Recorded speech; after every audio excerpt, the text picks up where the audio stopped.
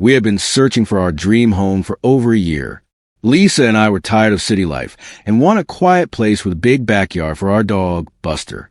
When we saw the house on Willow Creek Lane, we knew it was the one. It was old, built maybe 80 years ago, but it had good bones, a cozy fireplace, and a sprawling garden. Best of all, it was surprisingly cheap.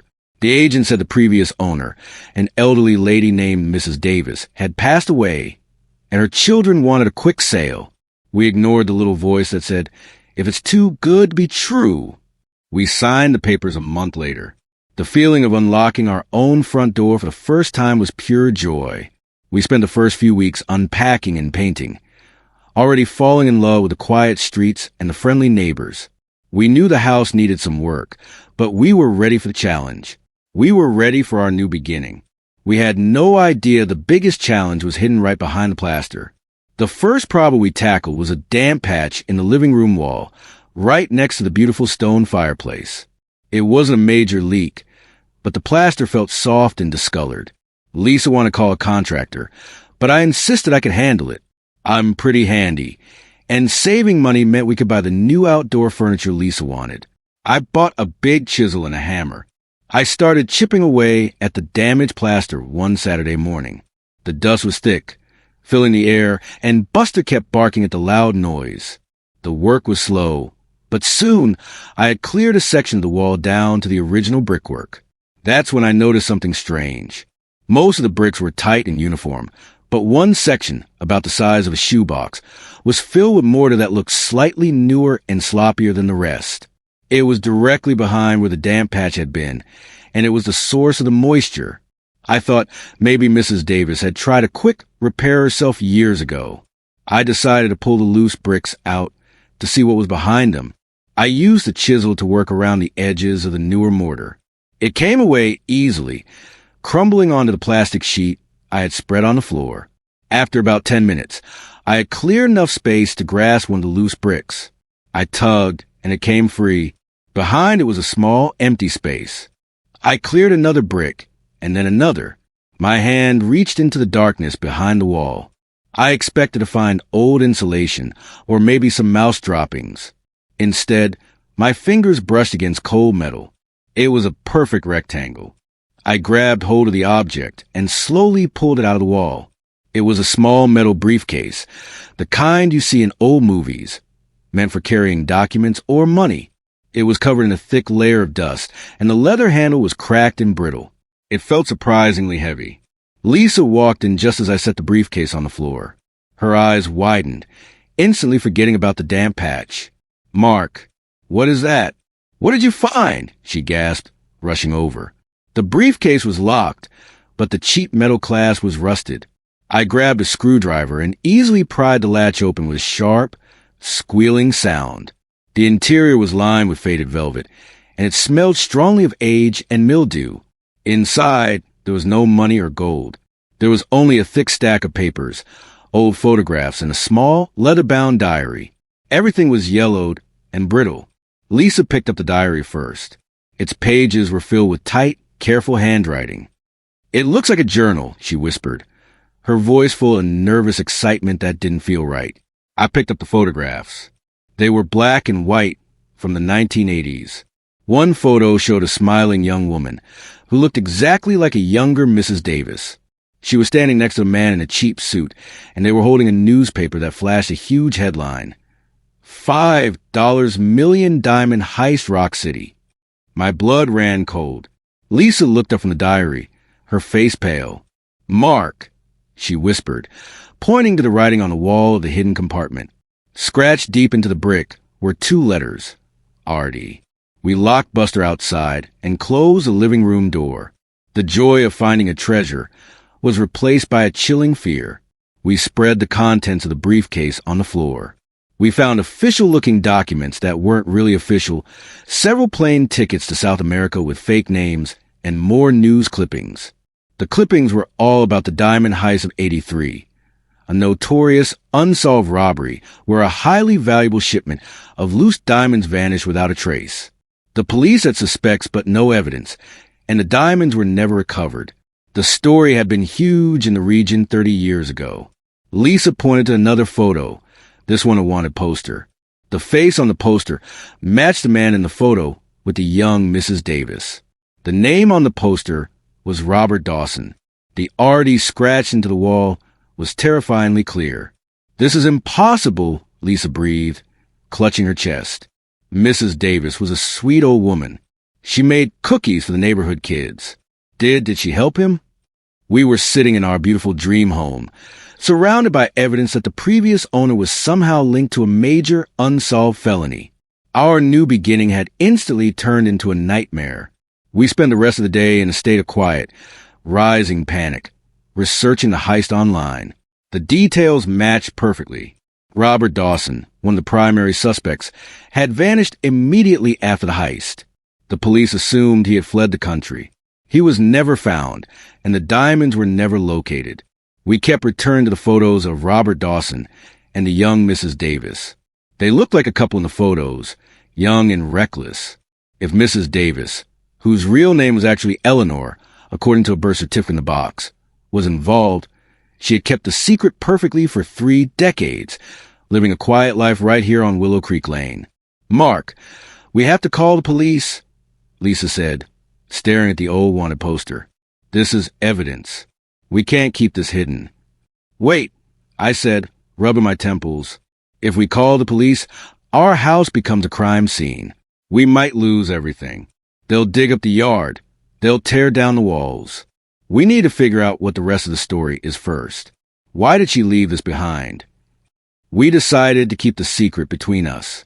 For now, the hidden briefcase will remain our chilling burden. Over the next few days, our joy in the house evaporated, replaced by creeping paranoia. Every time the phone rang, we jumped. Every time we heard a strange noise in the walls, we froze. We started watching our neighbors, wondering if one of them was an old associate of Robert Dawson. I started reading the diary. It wasn't Mrs. Davis's, Eleanor's handwriting, but a different, more frantic style. The diary started shortly after the heist and detailed weeks of stress and secrecy. It talked about the drop, the waiting, and the terrible fear of being caught. The diary confirmed that the house was used as a hiding place immediately following the heist. The author was clearly one of the robbers, hiding out while the police searched the city. But who was the author? The diary referred to Mrs. Davis, Eleanor, only briefly, stating, "E is getting too nervous. She wants me to leave." The diary never gave the author's name, only the initials R.D. at the bottom of the first entry. This confirmed our worst fear. Robert Dawson, the prime suspect in the Diamond Heist, had been hiding right here in our perfect home. The diary entries focused heavily on the garden and the foundation of the house. The author wrote cryptic things like, "The money is safe in the earth," and "Only the sun knows the real secret." This made Lisa clutch my arm nervously every time we looked out at our large, beautiful backyard. We suddenly saw every rose bush and every paving stone as a possible clue. We realized the box held more than just historical evidence. It held a possible map to the missing diamonds. That money, if it truly existed and was still hidden, was worth millions now. We locked the briefcase in our bedroom safe. The irony was heavy. We had bought the house for a new beginning, and now we were hiding evidence of a decades-old felony. The discovery also made us think about Mrs. Davis again. Why did she leave the evidence behind? Was it guilt, or was she sending a message? We started asking our older neighbors about her. They all describe her as a sweet, quiet woman who was always happy to lend a cup of sugar. No one suspected a thing. One evening, while rereading the diary entries, Lisa discovered something strange on the last page. Scratched lightly into the back cover was a series of coordinates that looked like latitude and longitude numbers. They were written in pencil and almost impossible to see until Lisa held the page up to the light. We looked up the coordinates on my phone. They pointed directly to a spot on our property, the far corner of the backyard near an old and used tool shed. The ground there was slightly raised, and no grass grew on it. Our initial fear of calling the police turned into a rising tide of greed and curiosity. We realized we were not just homeowners. We were potential treasure hunters. If the diamonds were still there, they were legally ours since they were found on our private property. provided the statute of limitations had passed, which it likely had, for the crime itself. "Mark," Lisa whispered, her eyes wide. "We have to look. We have to see what is buried out there. This is millions of dollars." The thought of finding millions of dollars buried under our backyard shed was irresistible. We told the neighbors we were finally planting a large vegetable garden. I went to the hardware store and bought a heavy-duty shovel, a pickaxe, and several large buckets. We decided to dig only at night. We waited until Buster was asleep, and all the house lights were off. Under the pale light of the moon, we went to the corner of a yard. The coordinates were precise. The ground was tough. The first few feet were relatively easy, just soft dirt and roots. But then the shovel hit something hard. Not rock, but concrete. The foundation of the old shed extended deeper than we thought. We spent 2 nights breaking through the old concrete. It was exhausting, dirty work, and the entire time we were terrified a neighbor would see us. The suspicion that someone, maybe Robert Dawson, maybe an accomplice, was still watching this house never fully left us. The house felt less like a dream and more like a carefully baited trap. On the 3rd night of digging, after nearly 3 hours of grueling labor, the pickaxe finally broke through the remaining concrete layer. Beneath the debris, there was a patch of soft, loose soil. I dropped the tools and began scooping the dirt away with my hands. After only a few minutes, my fingers hit metal again. This object was much smaller than the first briefcase, a small, heavy metal canister, like an old ammunition container. It was welded shut. We dragged the canister back into the garage and locked the door. Lisa was breathing heavily, her face smeared with dirt. "We did it, Mark," she said, her voice filled with a dizzying mix of panic and triumph. "The diamonds are inside." I grabbed the angle grinder and cut through the thick metal seam. The process was loud, throwing sparks everywhere, but the sound was muffled by the garage walls. Finally, the top came off. We peered into the darkness, holding our breath. The canister was full, but not of diamonds. It was full of paper, specifically tightly bound packets of old, mildewed U.S. currency. We pulled out a stack. It was all $50 bills, tied with rubber bands that had crumbled to dust. The money was damaged by moisture, but it was still clearly recognizable. There were dozens of packets. It was definitely a large amount of cash, but it was nowhere near the $5 million worth of diamonds. I picked up the remaining object in the canister. It was a small, red leather journal, different from the one we found on the wall. This one was newer, perhaps from the late 90s, written in the same careful hand as the older Mrs. Davis. Lisa grabbed the journal and flipped it open. On the very first page, written cleanly, was the name Eleanor Davis. "Mark," Lisa whispered, her eyes fixed on the journal. "This is her diary. This is Mrs. Davis's story." The new journal told a completely different story than the frantic entries we found earlier. It was written by Eleanor Davis, Mrs. Davis, starting about 10 years after the heist. It wasn't the diary of a criminal. It was the diary of a terrified victim forced into silence. Eleanor wrote that Robert Dawson wasn't her husband, but her only son. He had used her house as a temporary base immediately after the heist, hiding the money and the evidence in the wall in the yard. Eleanor had been threatened into silence.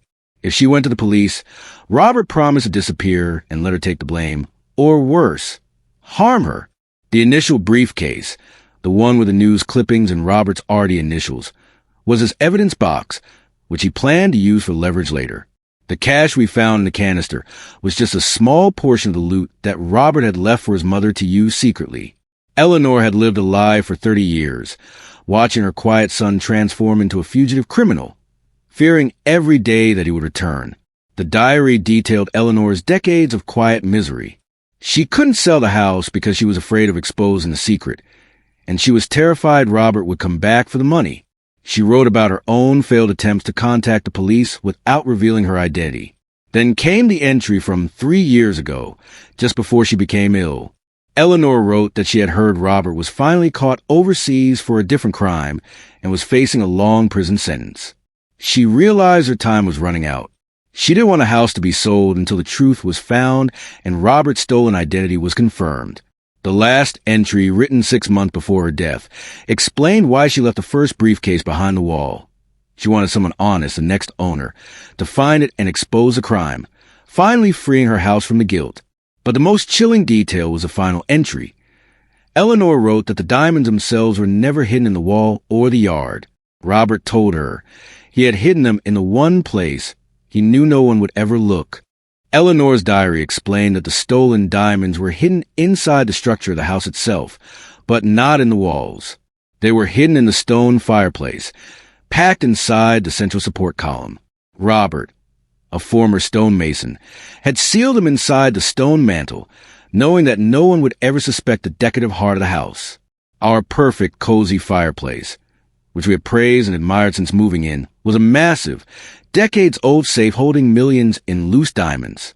Lisa and I looked at each other, the terror and shock returning, but this time mixed with immense pity for Mrs. Davis. She wasn't a criminal. She was a victim who died carrying her son's terrible secret. "We have to call the police now, Mark," Lisa said, her voice shaking but firm. "We have the proof. We have to clear her name." We knew that calling the police now, armed with the 2 journals, the cash, and the location of the diamonds, would make us heroes, but it would also instantly ruin our peaceful life. The house would be a media spectacle, a police lockup, and eventually a sad reminder of its dark history. But we had a moral obligation to Eleanor Davis. We decided to act immediately. First, we bagged all the evidence. The 2 journals, the old photos, the news clippings, and the water-damaged cash, which totaled about $80,000. We carefully hid all the digging tools in the garage. Next, I called the local police department and asked the detective in charge of cold cases. I told them I had evidence related to the 1983 Diamond Heist, and I needed to meet someone discreetly. They were skeptical at first, but the mention of Robert Dawson and Eleanor Davis made the detective's voice change instantly. Detective Miller met us the next morning at a neutral location, a small coffee shop 20 minutes away. He was an older man, quiet and serious, and he seemed instantly intrigued. I placed the briefcase and the canister containing the cash on the table. "This is evidence related to the Diamond Heist from 1983. I stated simply. Detective Miller spent the next hour examining the contents, especially the 2 journals. He confirmed that Robert Dawson had been the key suspect, and the case had haunted the department for years. Reading Eleanor's diary entry about her son's threats brought a look of profound sadness to his face. "Eleanor Davis wasn't a criminal," Detective Miller confirmed, closing the journal. "She was a terrified mother. The police always suspected Dawson had an accomplice, but they couldn't place her at the scene. This explains why." Then came the crucial question. "Mr. and Mrs. Hayes," he said, using our last name. "Where's the rest of the loot? Where are the diamonds?" I looked at Lisa. We had agreed to tell him everything, including the location, but we wanted assurance that the police would handle the removal of the diamonds with the utmost discretion to protect our privacy. "The money we found is only a small part of it," I explained. "The rest is still inside the house, hidden in the central pillar of the living room fireplace." Robert Dawson, a stonemason, sealed them inside the stone mantle. Detective Miller's eyes widened for the first time. "The fireplace? That's ingenious. No one would ever suspect a decorative feature." He assured us that the investigation would be handled privately and professionally. He told us that finding the diamonds would not only close a massive case, but also clear Eleanor Davis's name completely. We felt a huge weight lift from our shoulders. We had done the right thing. The police operation was executed with shocking secrecy that evening. Detective Miller arrived at our house with a small team dressed in plain clothes. They didn't come in police cars, but in unmarked vans. They spent an hour analyzing the fireplace, using specialized tools to scan the stone. The scans confirmed my story. Something dense and valuable was indeed hidden inside the main mantle. The team then began the painstaking process of carefully dismantling the stone facing. Lisa and I watched from the kitchen, feeling a strange mix of disbelief and relief. Our beautiful, cozy fireplace was slowly being taken apart, revealing the secret heart of our home. We realized that for the last 2 months, we had been living next to millions of dollars worth of stolen property. Finally, after several hours of precise work, The police team reached the central support column. Inside, wrapped tightly in old velvet cloth and sealed within a copper canister, was the missing $5 million in diamonds. The gems, though over 30 years old, gleamed under the flashlight. They were loose, uncut diamonds, raw, dazzling, and proof that the chilling secret in our wall was real. Detective Miller carefully photographed the discovery, bagged the gems, and secured the cash. He shook my hand and Lisa's.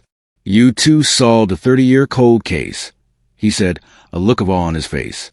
"You brought justice to Eleanor Davis and closure to the victims of the heist." The diamonds were recovered, the case was solved, and Robert Dawson, already in prison, would face new, much longer charges. The next morning, the media exploded with the news. The headline wasn't about the new owners of the house, but about the recovery of the diamonds and the truth about Eleanor Davis. The house on Willow Creek Lane, once a quiet dream, was now a globally famous location. Reporters flocked to our street, trying to get pictures and quotes. We stayed inside, maintaining our privacy. We knew that the sensationalism would eventually die down. The good news was that we were legally cleared of any wrongdoing. Detective Miller confirmed that since the statute of limitations had passed, the money we found, the $80,000 cash, was legally ours. It was a massive financial bonus that completely paid off our mortgage. The bad news was that our dream home was now famous, its history forever tied to a heist and betrayal. We started to question if we could really stay. Every time we looked at the fireplace, we remembered the hidden canister and Eleanor's quiet desperation. The house felt tainted. We had bought the house for peace and quiet, and now we had neither. We seriously discussed selling it and moving somewhere else, somewhere completely anonymous. But then we talked to the neighbors. They were surprisingly supportive, thrilled that the quiet Mrs. Davis was finally cleared of suspicion. They saw us as heroes who had brought justice to the street. We decided we wouldn't let the dark history win. We would restore the house and rebuild the fireplace. We would stay. We spent the next few months fully restoring the house, tearing down all the old plaster and fixing the remaining structural flaws. We hired a stonemason to rebuild the fireplace, making it even more beautiful than before. But this time, the mantel held no secrets. We used the recovered cash to pay off the mortgage and set up a small college fund for our future children. The dream house was still ours, but our perspective had changed completely. We no longer saw a cheap bargain. We saw a monument to Eleanor Davis's strength and a battlefield where justice had finally won. I often think about the moment the children of Mrs. Davis sold the house, just wanting a quick sale, unaware that their family's terrible secret was still sealed inside the walls. They were so close to finding the truth, but they missed the signs. The experience taught us a profound lesson about superficiality and trust. We learned that the coziest, most perfect facades can hide the most chilling secrets. We realized that our initial impulse to hide the briefcase out of fear was a failure of character, and we were grateful we had chosen to do the right thing in the end. The innocent house we bought had forced us to question everything: our safety, our greed, and our priorities. The nightmare was intense, but ultimately made us better, more honest people. We still sit by the fireplace every evening, Buster curled up on the rug. The fire is warm and the stones are clean. Our new beginning wasn't what we expected. It was scary, dramatic, and stressful, but the house is finally free. I often think about that damp patch I had set out to fix. If I hadn't noticed that one spot, if I hadn't been handy with chisel, the secret would still be buried in the wall. The chilling secret that made us question everything had been exposed by a small home repair. We still love our house.